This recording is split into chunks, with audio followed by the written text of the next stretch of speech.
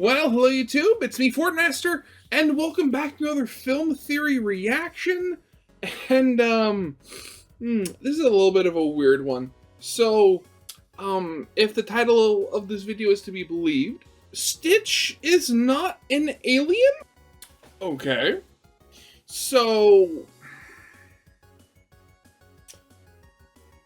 I'm gonna wonder how they come to that conclusion, because, well, one, Stitch is not, native to Earth.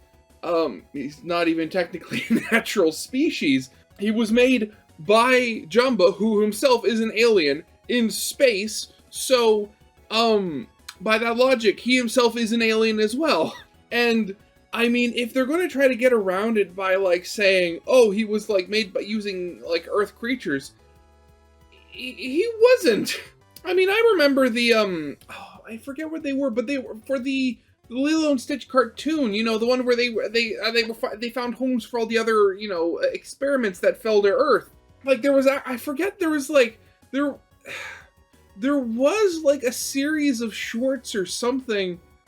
Or wait, was it a bonus feature? I forget where. But there was an actual, a little series of things talking about, oh, what parts of Stitch, what genetic components were taken from, what creatures. And they were all from other species, from different planets. So even, that, he's, an alien, he's an artificial alien made by another alien out of different aliens. So everything about him is alien. And on top of that, I mean, I can obviously tell this is about the Lilo and Stitch live-action remake, which, I mean, does it really have to be said? I'm not going to see it. I have the original. And from everything I've seen, the original is still much better. Ah, God. So let's actually get into this then. So, yeah, of course, as always, original video is linked in the description if you haven't seen it for some reason. Corner video will lead to my game theory reaction. And if you like this video or any other video that I make, I'd very much appreciate it if you gave the video a like and subscribe to my channel, because my main goal for this year is to hopefully hit 5,000 subscribers, and at the current rate I'm going, that's totally doable thanks to every one of you that thinks that my channel is worth subscribing to. But yeah, with all that out of the way, let's get this thing started then, shall we? Stitch from Lilo and Stitch is a monster, a genetic experiment pieced together from the DNA of various alien species from across the galaxy.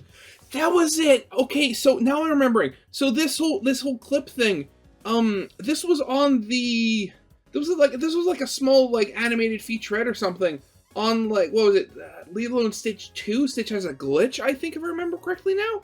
But what if I wanted to make my own Stitch, to take the DNA of creatures from our planet to create my very own little Experiment 626? What a delightfully evil idea. Hello internets, welcome to Film Theory, the show that knows that Ohana means family, and family means that you should subscribe. Alright folks, it's that time again. Yep, it's time for Disney to take yet another one of their beloved animated films to put it through the live-action remake machine. Yay! On the one hand, like many of you, I'd say it's more accurate the live-action remake wood chipper. Guys, I'm getting real tired of this live-action remake shtick, but you're only getting tired of them now? I got tired of them a long time ago. But also, if you're gonna remake old movies, why not the ones that could actually use the boost? Stuff like Atlantis or Treasure Planet. God, that'd be so cool. Thankfully though, I think that their latest one, Lilo and Stitch, actually looks pretty good. Listen, I loved Stitch as a kid. I was 8 when the first one came out and thought it was great. Oh God, how old was I? I assume I had to be around 8 or something like that. When did Lilo and Stitch come out? 2002. So I was 7. Okay. Oh God. Honestly, again, that's the whole thing with Hollywood nowadays. They're constantly making these remakes, but they're making remakes of all the good movies. Make remakes of the bad movies, the ones that failed. Fix what failed about them. Honestly, I'd love to see if they could make an actual good version of the Black Cauldron or something like that. But no, they're just instead of trying to make a new IP they could profit from, just keep recycling the old stuff. That won't run out. The sequels were fun, the TV show was goated, the anime existed, and the core message of how family is most important, even if you aren't related by blood, it's timeless. Yeah, I completely forgot about the anime. I've really been thinking about adding to my... I still have no idea how the anime, because from what I understand, I think the anime is still canon to the rest of the Disney stuff. I just have no idea how. Oh, okay. Also, I think, okay, so I think YouTube's having a moment here, because, I'm watching, look, Stitch is not an alien, and then I see one of the recommended videos is the video I'm currently watching. Okay. Go home, YouTube, you're drunk. Mine with a new pet. I moved last year to work with my theorist fam, and I've really missed having just like an adorable little guy running around. Growing up, I always had cats, and while I'll probably be getting another one in the near future, please leave your name suggestions in the comments, I will be using one of them. I think I also want something a little more exotic, something chaotic, something like, well, Stitch. I mean, come on, a cute little alien man with the superpowers that I can talk to, like what else can you ask for?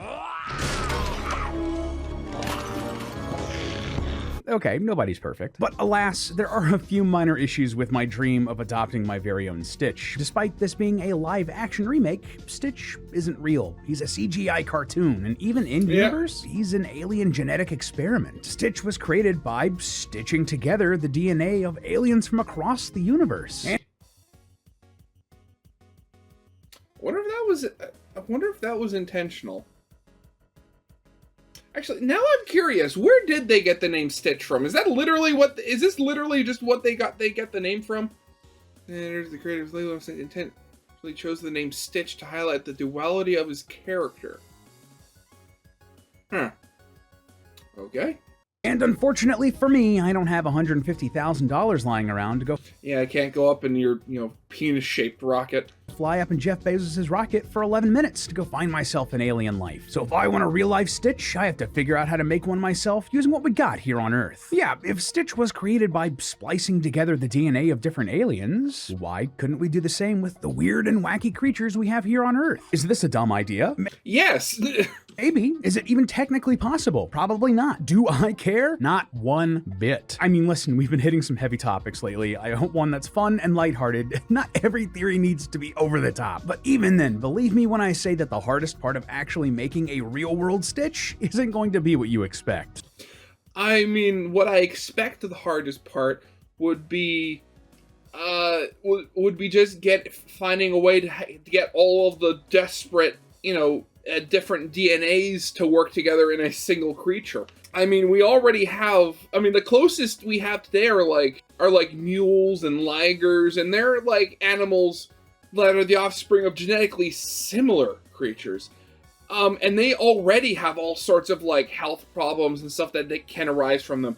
I can't even imagine what horrible quality of life a creature would have if you just like started pulling random genetic sequences from like every animal on the planet. So get your plasma blasters locked and loaded, loyal theorists, as we embrace our inner mad scientist and figure out how to create our very own Experiment 626. So before we start this wild goose chase, I do want to say, though I joked about this not really being possible, creating our own hybrid animal might actually be possible in the future. If you keep up with science news or have just heard us talk about this on the channels before, you might remember something called CRISPR-Cas9. No, that's not a toaster oven or air fryer. It's actually a powerful technology that lets scientists edit genes. And, in theory, in genetic theory, it could even let scientists take the DNA from one creature and put it into the DNA of another. For example, back in 2023, scientists in China took the genes for creating spider silk, which is about 5 times stronger than steel, believe it or not, and put it into a silkworm. This let the silkworm make the stronger spider silk. So here's how we're gonna turn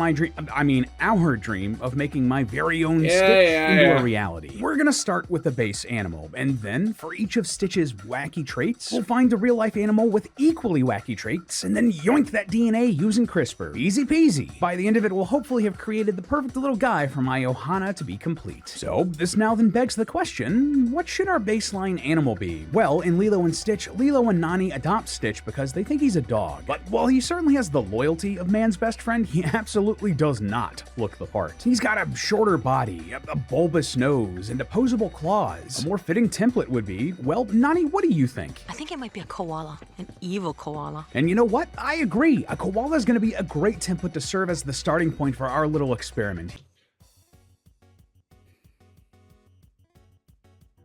Okay. Okay, I mean, I could see it. I mean, you have the big nose already, so you don't have to do too much work there. Similar body plan, and posable thumbs. Well, actually, two of them. So, but you're also gonna so let's say we're starting with the koala here, and what's a checklist of all the stuff we have to do. So it has to be bulletproof, fireproof, have a brain that can think faster than a supercomputer, can see in the dark. It have 6 limbs, 2 of which are retractable, along with the retractable antenna or whatever you want to call those. Also have to have the and have it. Okay, so I mean. That's quite the grocery list there. I don't think you'll be able to find all of those on Earth unless you're willing to throw in some human DNA there. Here. But of course, we're quite a bit away from turning this to this. So let's break down exactly what we need for our Stitch to match the Disney one. Well, from where I'm sitting, it comes down to a few main traits: Stitch's look, his senses, and his strength. Let's start out with Stitch's look, and one of the big things I'm noticing right out the gates, he's got blue. Way more going on than just the ears, eyes, nose, and mouth of a regular mammal. Yeah, he's got these sort of weird spines on his back and antenna on his head. Let's start there, and specifically with the spines on his back. Taking a look at Stitch's design, you'll notice these 3 long spikes along his back. And according to a behind-the-scenes book produced for the first film, they're not just decorative, they're deadly. Yeah, the middle joint of Stitch's spine apparently houses venom sacs that give these spikes a venomous touch. This is actually a thing some species on Earth have. Oh, okay. So you're gonna have to throw in some lionfish there. Jeez, okay, so that's definitely gonna be something. Though, you're gonna have to also do some weird genetic alteration to make them, again, retractable like 2 of the limbs and the antenna. A deep sea fish like lionfish and stonefish, which have venomous spikes as well. Stonefish, so we can I forgot nab that about trait those from them, if we wanted to. Yeah, since this is gonna be my pet, I think I'm just gonna make the big boy decision to skip this one. Now, well, I mean, since you're literally choosing genetic traits here. I mean, what you could do is, choose a genetic trait for the spines, but then alter it to remove the venomous part. So actually, you could also maybe alter it so that they're not pointy either. So he just has spines on his back. They're purely decorative. Moving up to Stitch's head, though, what's the deal with these antennae? Yeah, in the insect world, antennae are used to touch, smell, and even hear everything around them. So, for Stitch, these would supercharge his senses, which we'll get to in a second. Antennae come in a variety of shapes and sizes, but looking at how Stitch's antennae get thicker near the tips, I'd say they most resemble the ones found on butterflies, moths, and beetles. We can pretty much go with any of these options we'd like to for Stitch, so we're just gonna go with the monarch butterfly, because I like them. Speaking of bugs, you might have noticed that Stitch has another quirk that's a bit bug-like. He has 6 limbs. Interestingly, despite how useful it would be to have an extra set of arms, there aren't any vertebrates, that's animals with spines like you and me, that normally have 6 limbs. But of course, many insects do have 6 or more limbs. So while we're adding in some bug DNA for the antenna, maybe we should splice in some genes to give our Stitch the ability to play co-op games by himself. But again, that might be one of those things that has to be cut just for simplicity's sake. How are you going to get the ability to retract them? That's important. And also blue. The blue fur. Blue is not a common color in nature. Very few creatures, or even just plants in general, have blue.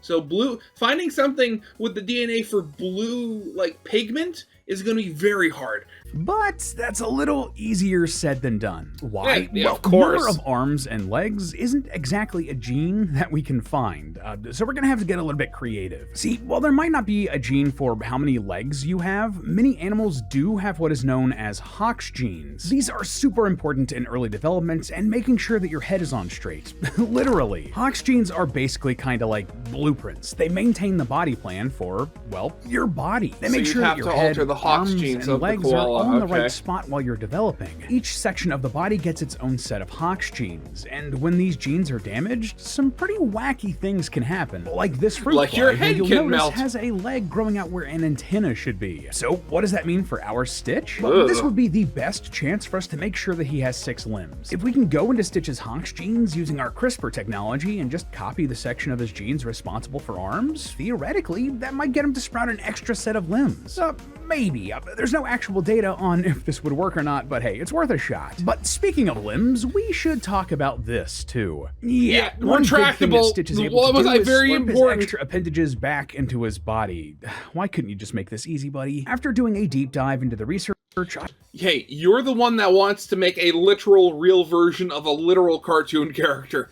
You got yourself into this. I wasn't able to find any example of an animal that can just, like, suck limbs back into themselves. Like, at first I thought we could be getting somewhere with the turtle, but they work differently. So, again, I had to get creative. And you know what? There are some close alternatives. Meet the peanut worm. This gross little guy lives at the bottom of the ocean and is able to extend this tongue? Arm? Thing out of its mouth that it can use to find food and move around. Now, that would definitely work for us, but we might not even need to get that gross or even go to the bottom of the ocean for this. If we want something way closer to home, we can just look at some other furry friends, and specifically cats. Yep, hear me out. Cat claws work in a very specific way.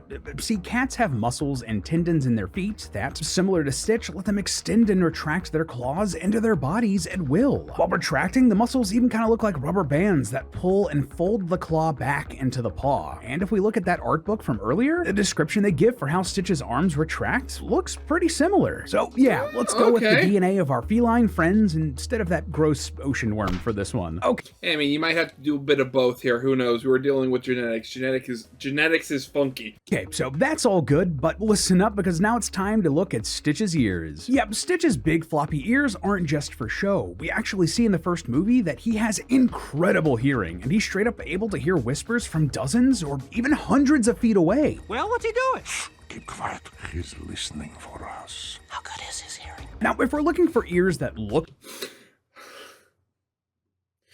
Oh god, again, it's like you can't improve upon the original. the part and can pick up sound with the best of them, well, I hear there's no better choice than the finnick fox. Finnick fox ears measure around 4 to 5 inches and are the longest ears relative to body size in the entire dog family. These bad boys are so sensitive to hearing that finnick foxes can actually hear their prey moving underground. So if we give our Stitch a nice pair of finnick fox ears, we won't be able to open up a bag of chips anywhere in the tri-state area without him finding out and coming to beg for some. Okay, so so I was a bit obvious realization at this point is obvious. The title of this video is just complete and utter clickbait, like more so than usual. Like this isn't about, you know, proving that Stitch isn't an alien. This is, hey, can we make Stitch at home? But honestly, I mean, the fact that we're actually getting something that actually resembles Stitch using just Earth animals. I mean, granted, we still have the super intelligence, the near indestructibility, the super strength, and again, as I said, blue. So I'm kind of curious how they're going to fit those in, or where they're even going to get the genetics from. But that should be fun. So far, I'd say that our Stitch is now looking the part, but what about how he actually, well, looks? I mean, like, with his eyes. Yeah, we already worked out his hearing, but Stitch also has some truly amazing peepers that can do it all. He can magnify objects, he's got night vision, he can see in infrared, and he's even got X-ray vision. Yeah, his eyes are good. Too good, in fact. Fun fact, X-ray vision isn't actually possible in the real world because X-rays don't bounce the same way that visible light does. Eyes, as we know them, literally couldn't see them because the light can't bounce off our eyes, no matter how good they are. So, you know, I honestly never thought of it that way before. Because, like, I know it's like, of course, oh yeah, X-ray vision, superhero power and stuff like that.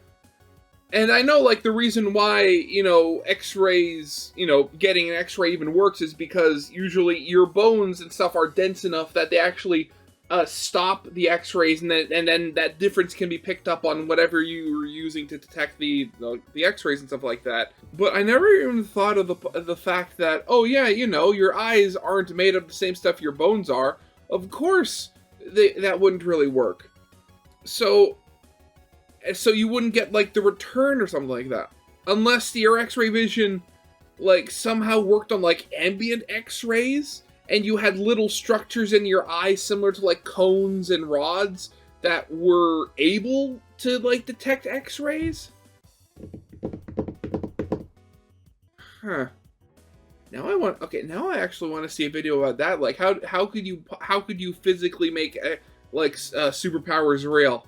Oh, sadly, we will have to scratch that for our Stitch. Secondly, while each of these other powers can be found here on Earth, there's no animal with a single pair of eyes that can do it all. But that's okay. Remember, we're stitching together genes from multiple species anyway, so we can make our Stitch see it all. For zooming in, we can give our Stitch eyes like a hawk. Literally. While not able to zoom in and out like your phone camera, hawks and other similar birds like eagles do have multiple focal lengths inside of their eyes. That basically means they have different parts of their eyes that have different levels of focus, which would, more or less, let them kinda zoom in. This is how they're able to pick out rabbits from thousands of feet up while they're out hunting. But what about when things get dark? Hawk and eagle eyes aren't nearly gonna be as sharp then, so we'll have to pick up some DNA from our friend Mr. Owl, too. Owl eyes are very large and filled with tons of what are known as rod cells, the kind of eye cells that are very good at detecting low light. Yeah, the thing is, though, as a fun fact, owl eyes are not spherical. They're actually like more like conical or cylindrical shaped. That's why, owls' heads rotate, almost, 180, like almost 360 degrees around, because their eyes literally can't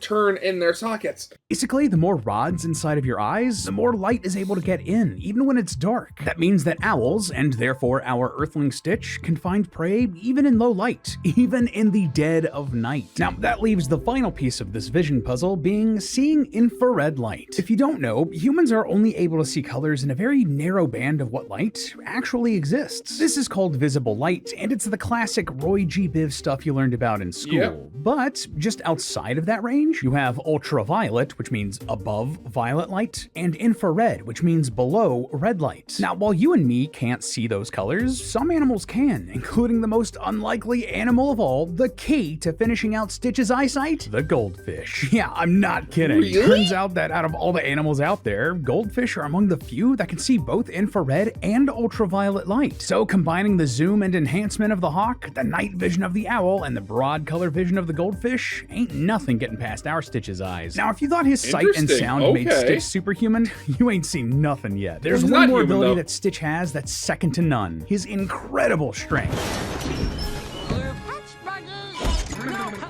This car right here is a Volkswagen Beetle, which would weigh roughly 2,050 pounds, or almost 930 kilograms, and Stitch is picking it up and tossing it around like it's a basketball. So how strong would Stitch be exactly? Well, check this out. Yes, you can hold 3,000 times your own weight, but not an ounce more. Yeah, we know that Stitch can lift 3,000 times his own body weight, and we see just how much he's picking up right here. So, okay, so that means you're going to have to throw in some ant DNA there. Unless there's an insect or some other animal that has an even higher weight to strength ratio than an ant. Because wait, what was it like? Was an ant like 100? Was it 10 or 100? How strong are ants? I forget. 50. It's the middle ground. They can lift 50 times their own weight. Oh, let's do the math. In this scene, we see Stitch holding up 2 bulldozers. Small bulldozers can weigh about 17,000. 2 bulldozers and 2 I-beams. Don't forget to throw that in. 1,000 pounds each. So, doing some basic back-of-the-napkin math and accounting for those steel beams too, we can figure out that Stitch weighs roughly 12 pounds or 5.4 kilograms. And hey, that checks out, since we see Lilo able to actually lift Stitch herself. I just remembered, if he's about just over 12 pounds, why can't he swim? Because if I remember correctly, he can't swim because his molecular density is too dense. So that would mean that Stitch would have to be much smaller than he appears. Because something like, with how big he is, I'd imagine he'd weigh a lot more than 12 pounds. So, okay, how are we possibly going to get our Stitch to be this strong? I mean, after all, being able to lift 3,000 times your own body weight is crazy, and even puts ants to shame, since they can only carry a measly 10 to 50 times their own body weight. Well, the explanation for Stitch's insane strength is that his muscles contain huge amounts of myofibrils. Those are basically the strings inside of your muscles that actually do the contracting when you flex those sick guns. So, if Stitch's muscles are super dense with these, that would explain his super strength despite his noodle arms. And thankfully, there is an animal that would be the perfect candidate for these highly packed muscles. Gorilla? The gorilla. Yeah, these guys are notoriously so strong because they have tons of myofibrils inside of their muscles. Okay, I mean, obviously it's not enough for... again, like I knew the gorillas. I know gorillas were strong. I mean, but I didn't know they were specifically like strong. Like, okay. Them to lift 3,000 times their own body weight, but it's a cartoon. What are we gonna do? And just the cherry on top here, gorillas actually have trouble swimming partially because their bodies are so much more dense than a human's. Who else does that sound like? What is that? Water. Most of the planet is covered in it. He won't survive in water. His molecular density is too great. Yeah, despite living in Hawaii and occasionally surfing, Stitch can't swim. It's like his big weakness. So his muscles being packed with It reminds me of that one clip from the movie where it's like, it's nice to live on an island with no large cities. It's nice to live on an island with no large cities. Are you okay? And then he freaks out because he was looking for large cities. Oh, God.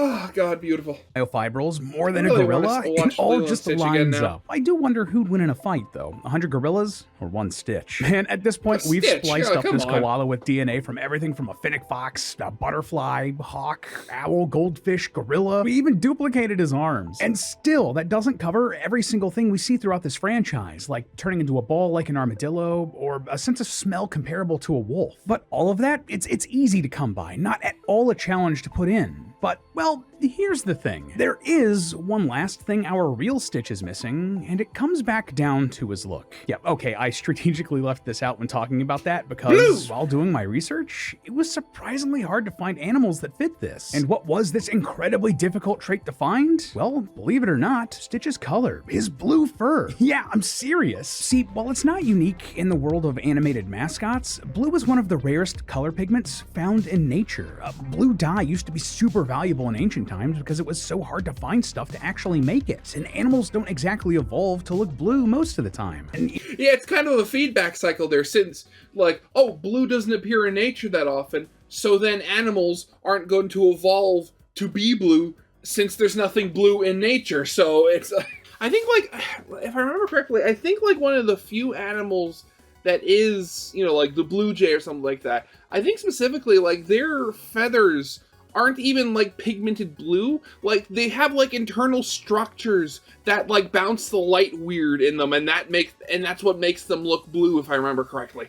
even the ones that do, well, a lot of them aren't actually blue. This is probably most true for mammals, which is what our Stitch is based on. Sure, a quick Google search will show you things like the blue monkey, which are native to sub-Saharan Africa. It's not That really sounds that blue. promising, but unfortunately, despite the name and the fact that they look kind of blue in the right light, these monkeys are actually more of a dark gray. In fact, I couldn't find any mammals that had any blue fur like Stitch, so we had to go looking elsewhere. Now, I hear you saying, but Lee, what about like blue jays? They're blue, right? And hey, good shout. You might think so, but technically, blue jays aren't actually blue either. Yeah. Really. Blue jay feathers mostly contain the pigment melanin, a blackish brown pigment. This is the same stuff that gives human hair and skin its color. Wait, so if blue jay wings have brown pigments, why do they look blue? Well, that's due to the unique way light scatters off the surface of the feather. It just makes them appear blue, even though the feather doesn't actually have any blue pigments. Yeah, And there you listen, go. I know if this sounds nitpicky, I get it, but this is my Stitch, and if he's gonna be blue, I want him to actually be blue, okay? And to find something that's like better be actually blue, we had to get weird. Some fish and other animals like lobsters can sometimes be blue, but the best, most consistent option I found? Introducing the blue star. Yeah, this is like Patrick Oh, Starr's blue okay. cousin. This little guy is also known as Lynchia livigata because his body mostly contains a pigment known as Lynchia cyanin. Hey, I see what you did there. It is cyan in the name. And just looking at this thing, well, it's about as blue can be and as blue as I want my Stitch to be. So let's get its DNA, combine it with the rest, and bam, we've made our Stitch. Yeah, let's take a look at this adorable little monstrosity we've made. We've pulled DNA and genes from everything from cats to koalas, gorillas to sea stars, even hawks and butterflies. And you know what? As much as I wanted an alien pet like Stitch, all of this has made me realize just how incredible the animals here on our planet are. Just how diverse the animal kingdom is with these creatures each evolving in such cool, specific ways. And it kind of on the little and kind of with like a bird's not looking the color they actually are. Flamingos aren't born pink; they turn pink from eating shrimp. I think we really need animals to make something cool and special here in our Disney Frankenstein labs. All we really need are a couple issues of zoo books. Maybe I will just stick with the cat. But hey, that's just a theory. A film theory and cut. Oh god, honestly, again, the only problem with that whole thing is like, one, like, you didn't do anything to affect its like mind or anything, so it's going to act like a koala, not like Stitch. So then that's going to be that your version of Stitch is going to be very stupid, and also susceptible to chlamydia. Which, again, if you didn't know, koalas, in fact, are susceptible to chlamydia, and it can spread to humans, so, you know, you gotta be careful there.